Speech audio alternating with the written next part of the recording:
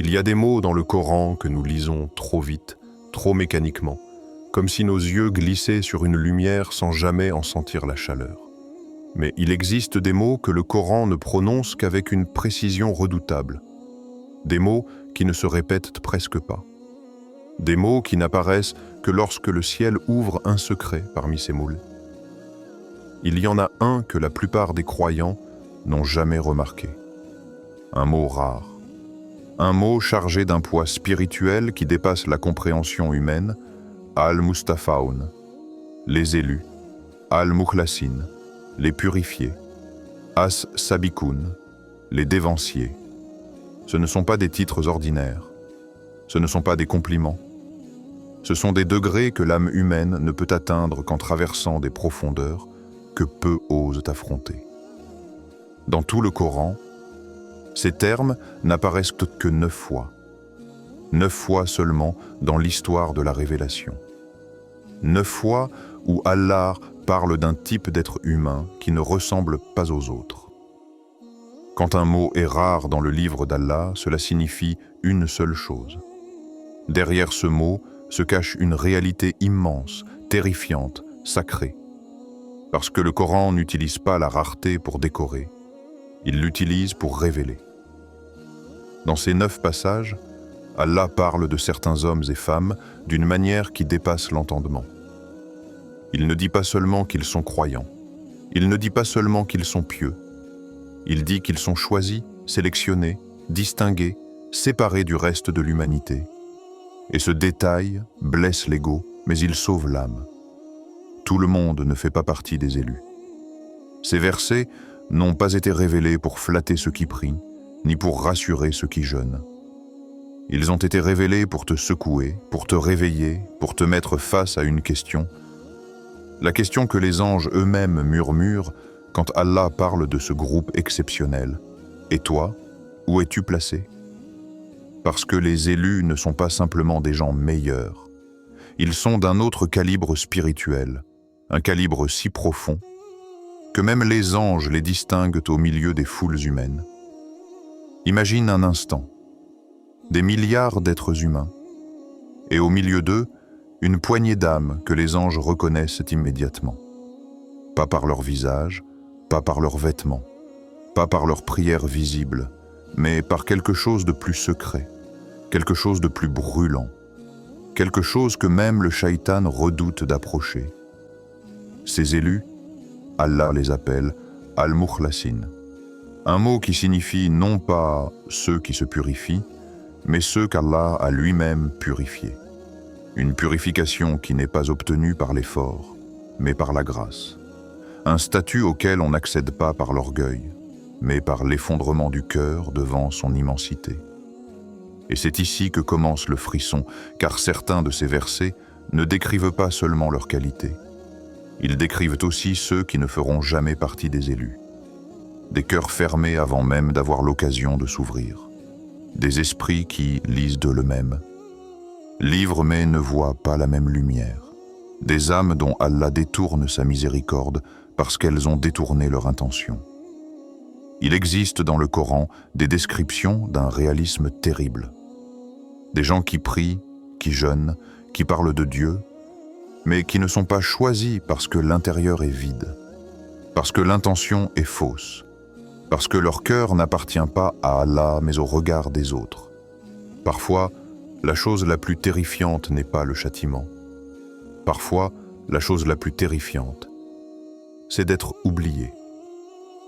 Allah décrit certains cœurs comme étant laissés à eux-mêmes, ni guidance, ni lumière, ni rappel, juste un désert intérieur, silencieux, froid. Ce n'est pas un châtiment visible, c'est un châtiment invisible. Et c'est le plus dangereux. Mais les élus, eux, ils portent une lumière que les ténèbres ne peuvent pas avaler. Une lumière intérieure qui tremble mais ne s'éteint jamais.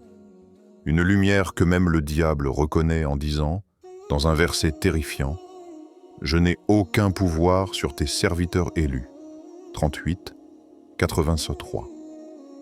Pense-y une seconde. Le shaitan, qui a fait dévier des nations entières, le Shaïtan qui a fait chuter des prophètes parmi les fils d'Adam. Le Shaïtan avoue son incapacité totale devant un groupe d'êtres humains. Ce verset, à lui seul, devrait te pousser à respirer différemment. Les élus. Ceux qui marchent comme tout le monde, mais dont le cœur résonne différemment, ceux qui tombent comme tout le monde, mais dont la chute est destinée à les rendre plus proches de Dieu. Ceux qui doutent parfois, mais dont le doute finit toujours par retourner vers lui, ceux que la vie casse, mais que le rappel réassemble.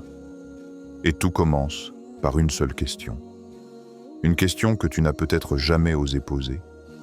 Une question qui change une vie entière quand elle est que, et est posée honnêtement, est-ce que je pourrais en faire partie sans même le savoir ?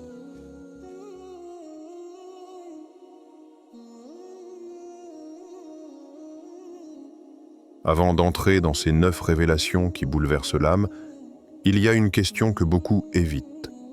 Une question si simple, mais si lourde qu'elle peut redessiner toute une vie si tu la laisses entrer dans ton cœur. Une question qui agit comme un miroir dans lequel personne ne peut tricher. Si Allah écrivait mon nom dans son livre aujourd'hui, dans quelle catégorie me placerait-il ? Ce n'est pas une question théorique. Ce n'est pas une question de savant. Ce n'est pas une question de mosquée, de ramadan ou de sermon. C'est une question qui parle de toi, seulement toi, ton cœur, ta lumière, ton intention, pas de décor, pas de public, pas de masque. Rien que toi et Allah. Cette question n'est pas faite pour être répondue avec la langue, elle est faite pour être ressentie. Pour t'obliger à plonger dans les profondeurs de ton âme et à regarder ce que tu caches aux autres, ce que tu caches même à toi-même. Beaucoup d'hommes et de femmes prient, jeûnent, invoquent, mais très peu s'assoient face à eux-mêmes et se demandent « Qui suis-je réellement dans le regard d'Allah ? Suis-je quelqu'un qu'il aime ou quelqu'un qu'il laisse passer ?» Parce qu'entre être croyant et être choisi, il y a un océan. Un jeune homme racontait qu'un jour, son père lui dit une phrase si simple qu'elle semblait presque banale. Mais il ne savait pas encore que cette phrase allait devenir la boussole de toute sa vie. Vis chaque jour comme si Allah te regardait choisir entre être élu ou oublié. Il ne s'attendait pas à ça. Il pensait entendre « prie plus », sois patient, comporte-toi bien. Mais son père avait dit quelque chose de plus grand, de plus profond, de plus tranchant. Il venait de lui rappeler que chaque jour, chaque geste, chaque parole, chaque silence est une sélection, une invitation, une possibilité d'être distingué ou abandonné. Ce jeune homme dit qu'à partir de ce moment, quelque chose en lui changea de manière irréversible. Il commença à prier comme si son cœur était observé, pas ses gestes. Il commença à parler comme si chaque mot allait être enregistré dans son livre. Il changea son intention, cette zone secrète que les gens ne voient jamais. Il changea même sa manière d'aimer, car il comprit que l'amour, lui aussi, est un témoignage devant Allah. À partir de ce jour, il n'essaya plus d'être bon aux yeux des gens. Il essaya d'être vu par Allah. Pas admiré, pas applaudi, juste vu, reconnu. Et ce qui se cache derrière ces descriptions change tout. Il existe des versets dans le Coran qui ne se lisent pas. Ils s'abattent, ils ne se récitent pas, ils secouent. Le verset 15-40 est de cela. Un verset qui ne parle pas du jugement dernier, ni de la résurrection, ni des actions visibles. Il parle d'une réalité encore plus intime, plus secrète, plus effrayante. Je détournerai de moi ceux qui ne sont pas des mukhlasin. 15-40. Ici, Allah ne parle pas des pécheurs, ni des faibles, ni des ignorants. Il parle de ceux dont le cœur n'est pas purifié. Ce verset annonce une vérité que très peu de croyants osent regarder en face. Certaines personnes seront écartées sans même que leurs actions soient examinées. Pas parce qu'elles ont trop péché, pas parce qu'elles ont raté des prières, pas parce qu'elles ont failli dans leurs obligations, mais parce que leurs intentions étaient corrompues, mélangées, instables, parce qu'elles faisaient les choses pour les yeux des gens, pour leur image, pour leur réputation, et non pour Allah. Ce verset déchire un voile. Allah ne détourne pas ceux qui ont fauté. Il aime les repentants. Il ne détourne pas ceux qui tombent. Il aime ceux qui reviennent. Il détourne ceux qui n'ont jamais appartenu à lui, ceux dont le cœur n'a jamais vibré réellement pour lui, ceux qui utilisent la religion pour nourrir leur ego. La sincérité n'est pas un accessoire. C'est une frontière invisible entre les élus et les rejetés. Lorsque le verset dit « Je détournerai de moi », il ne décrit pas un châtiment futur. Il décrit un châtiment présent, un voile, une obscurité intérieure, un éloignement progressif dont la personne ne se rend même pas compte. Elle peut prier, elle peut jeûner, elle peut donner, elle peut réciter, mais son cœur ne goûte rien. Rien ne descend, rien ne traverse, rien ne touche. C'est le signe le plus effrayant, un corps rempli d'actes et une âme vide, parce que l'intention n'a jamais été pure. Il y a une histoire que les savants mentionnent souvent, non pas pour nous faire peur, mais pour nous faire comprendre. Un homme priait des heures à la mosquée. Des prières longues, profondes, élégantes. Les gens le regardaient avec admiration. Il était toujours placé au premier rang, toujours dans la lumière, toujours dans la posture parfaite. Un jour, quelqu'un l'entend murmurer « J'espère que les gens voient combien je suis pieux ».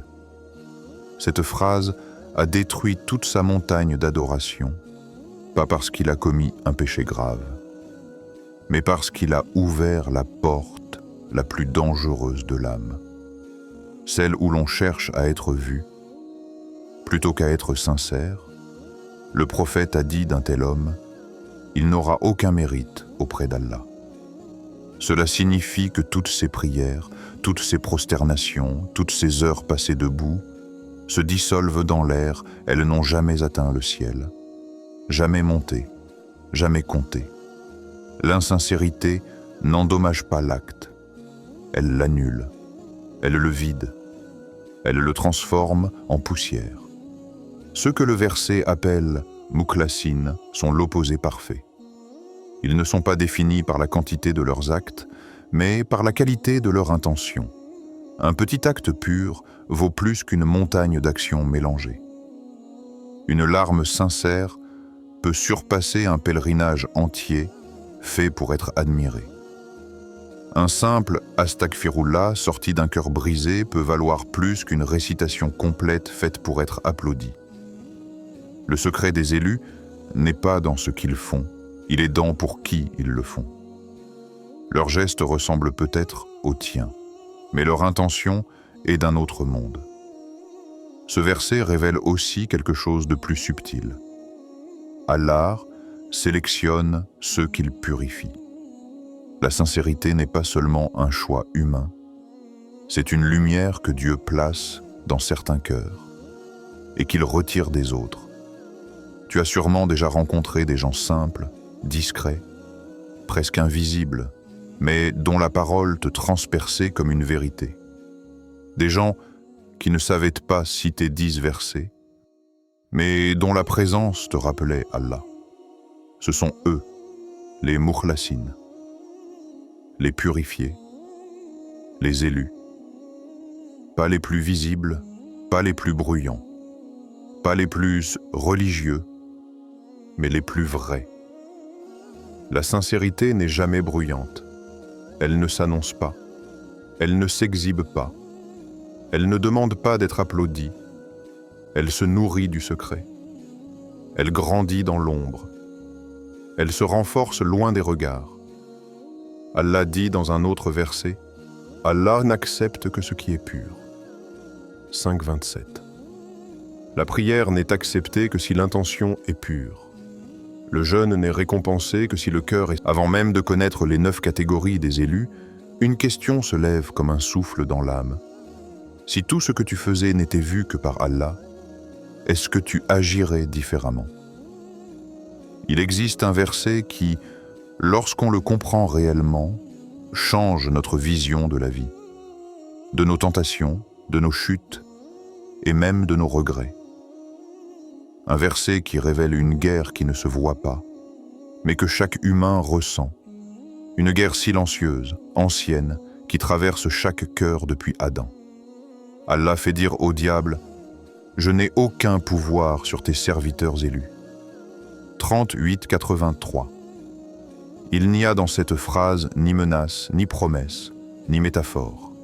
C'est une déclaration, une vérité spirituelle absolue, une limite posée dans l'invisible. Un mur de lumière que le diable ne peut pas franchir. Le shaitan peut manipuler des nations, tromper des peuples, faire tomber des croyants. Mais il existe un groupe d'humains qu'il ne peut pas approcher. Un groupe pour lequel Allah a fermé les portes. Un groupe que le diable reconnaît avant même qu'ils se reconnaissent eux-mêmes. Ses serviteurs élus ne sont pas les plus forts, ni les plus savants, ni les plus pieux extérieurement. Ils sont ceux qu'Allah a entourés d'une protection invisible. Une barrière que personne ne voit, mais que le diable sent immédiatement. Quand le diable dit « Je n'ai aucun pouvoir », il ne parle pas seulement de tentation, il parle d'autorité, de domination, d'accès. Cela signifie que certains cœurs sont interdits au diable. Comme une zone sacrée dans le monde de l'invisible, un espace intérieur où la lumière d'Allah est trop intense pour être approchée. Ce n'est pas une récompense, c'est une sélection, une grâce, une protection offerte par Allah, parfois même à ceux qui ne se considèrent pas dignes. Il y a des gens qui tombent dans les péchés, qui faiblissent, qui se trompent, qui luttent avec leurs propres pensées, et pourtant, quelque chose en eux les empêche d'aller trop loin. Comme si une main invisible tirait doucement leur cœur vers la lumière. Comme si un fil les retenait au bord du précipice, comme si leur âme avait une limite que même eux ne comprenaient pas. C'est cela, être protégé du diable. Ce genre de protection, tu l'as peut-être déjà ressenti. Un moment où tu allais commettre un péché et ton cœur s'est serré.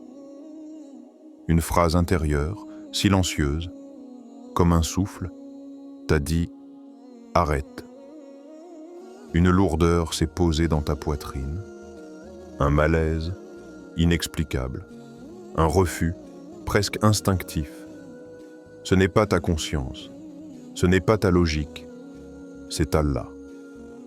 Un homme racontait « Chaque fois que je voulais faire un péché, une voix silencieuse me disait « Non ». Pendant des années, j'ai cru que je devenais fou. Aujourd'hui, je sais. C'était Allah qui me retenait. Ce témoignage est la traduction humaine de ce verset. Le diable tournait autour de lui, mais n'avait aucun pouvoir sur son cœur. Le monde spirituel n'est pas seulement rempli de tentations. Il est rempli de filtres, de barrières, de protections que nous ne voyons pas. Quand Allah protège, ce n'est jamais bruyant, ce n'est jamais spectaculaire, ce n'est jamais dramatique. C'est subtil, c'est invisible, c'est intérieur. Un coup de fil qui t'interrompt juste avant un acte interdit. Une fatigue soudaine qui t'empêche d'aller là où tu voulais aller. Une tristesse qui t'empêche de continuer un péché. Une certaine personne qui disparaît brusquement de ta vie. Un obstacle inattendu qui t'empêche d'y retourner. Ce n'est pas le hasard, ce n'est pas une coïncidence. C'est la protection divine qui agit dans les détails, discrètement. Les élus ne sont pas ceux qui ne tombent jamais. Ils sont ceux qu'Allah ramène avant qu'ils n'échouent trop loin.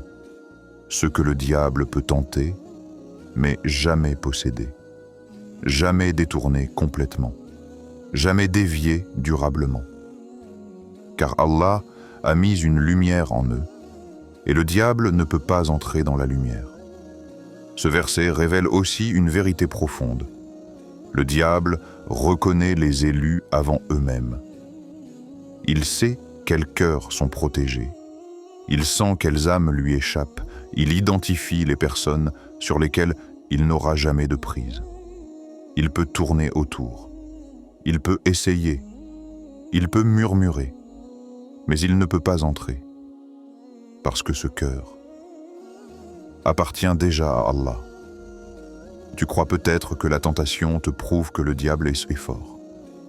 Mais en réalité, le simple fait que tu luttes démontre que tu n'es pas sous son autorité.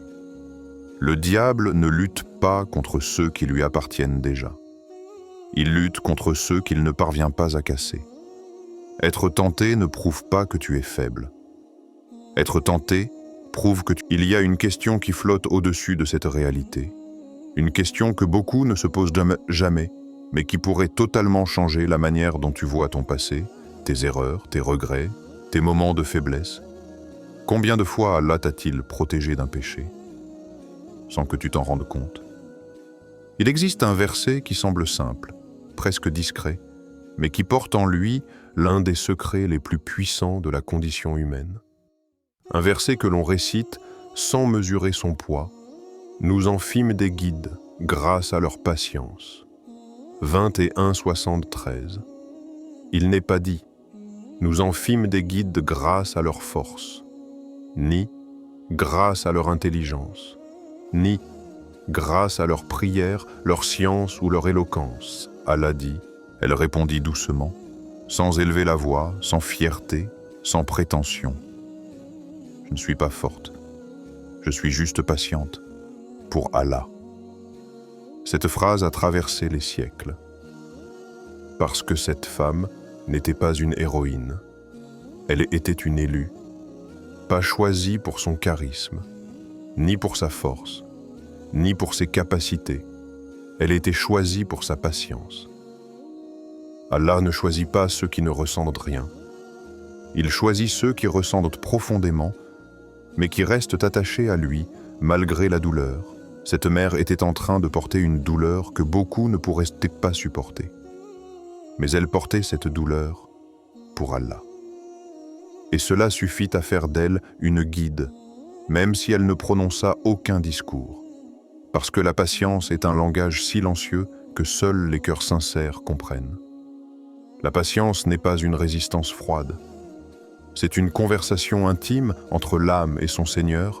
C'est le moment où tu tombes à genoux dans ta chambre, où tu sens que tu n'as plus la force, où tu penses que tu vas céder, où tu murmures « Ya Allah, pourquoi moi? Pourquoi maintenant? Pourquoi cette épreuve ?» Et la réponse ne vient pas sous forme de mots. Elle vient sous forme de calme, comme si Allah avait posé sa main sur ton cœur et te disait « Tu es choisi. Je t'ai vu tenir, je t'ai vu pleurer. Je t'ai vu lutter, je t'ai choisi à travers ta patience. Car la patience est une porte que seuls les cœurs choisis traversent naïvement, sans savoir ce qui les attend de l'autre côté. Et de l'autre côté, il n'y a pas seulement la récompense, il y a une transformation, il y a un être humain nouveau, il y a un regard différent, il y a une sagesse que seules les blessures peuvent offrir. La patience n'est pas seulement rester calme, c'est continuer d'aimer Allah même quand la vie semble tout te retirer. C'est continuer de croire même quand tu ne vois plus la solution. C'est continuer de marcher même quand tes pieds saignent. C'est continuer de prier même quand ton cœur est lourd comme une pierre. C'est accepter que chaque larme a été vue, chaque douleur a été éprouvée, chaque silence a été entendu. La patience n'est pas un choix qu'on prend une fois. C'est une posture intérieure, un état du cœur, une fidélité silencieuse, une soumission douce. Allah observe les cœurs lors de l'épreuve. C'est là qu'il distingue les élus des passants. Les élus ne sont pas ceux qui ne souffrent pas. Ce sont ceux qui, malgré la souffrance, restent tournés vers lui. Tu peux les reconnaître. Pas à leurs vêtements, pas à leur éloquence, pas à leur statut, mais à leur regard.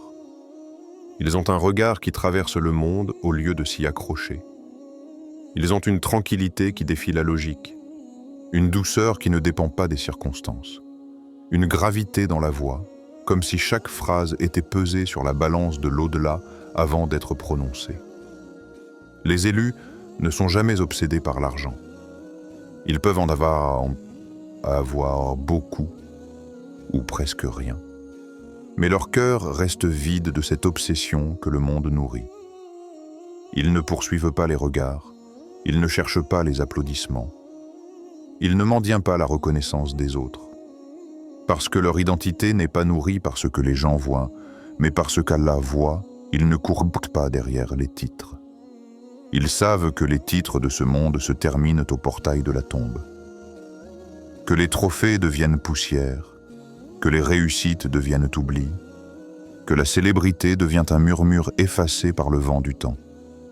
Ils vivent pour quelque chose de plus lourd, quelque chose qui secoue l'âme. Le face-à-face avec Allah. Ce moment où plus rien n'existera, plus aucune distraction, plus aucune illusion, plus aucune lumière humaine, rien que lui, rien que son regard, rien que la vérité nue de ton âme. Les élus vivent pour ce moment-là. Ils s'y préparent en silence. Ils y pensent le soir en posant leur tête sur l'oreiller. Ils en frissonnent quand ils sont seuls. Ce n'est pas la peur du châtiment qui les anime, c'est la gravité de la rencontre. Un homme riche raconta un jour une histoire qui fit trembler son entourage. Il dit « J'ai tout eu dans ce monde. Les maisons, les voyages, l'argent, les bijoux, les réussites, les félicitations. Mais un jour, en regardant un pauvre dormir paisiblement sur un tapis poussiéreux, je me suis surpris à penser « Je donnerai tout ce que j'ai pour avoir sa tranquillité. » Cette phrase n'était pas une métaphore. C'était un aveu. La preuve que les richesses matérielles ne sont rien face à la richesse de l'âme. Ce pauvre homme n'avait rien. Mais il avait ce qu'aucun coffre-fort ne peut contenir. Un cœur léger, libéré de l'obsession du monde, orienté vers l'au-delà. Et c'est cela, la vraie richesse des élus.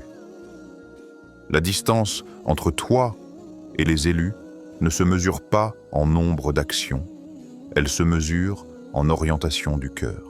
Et parfois, la question la plus sincère, la plus intime, la plus révélatrice est aussi la plus simple. Qu'est-ce qui occupe ton cœur la nuit? Ce monde ou l'au-delà? Les élus ne sont pas ceux qui prient le plus, ni ceux qui maîtrisent la science, ni ceux qui impressionnent les gens. Les élus sont ceux dont le cœur reste attaché à Allah, même quand tout semble les pousser à s'éloigner.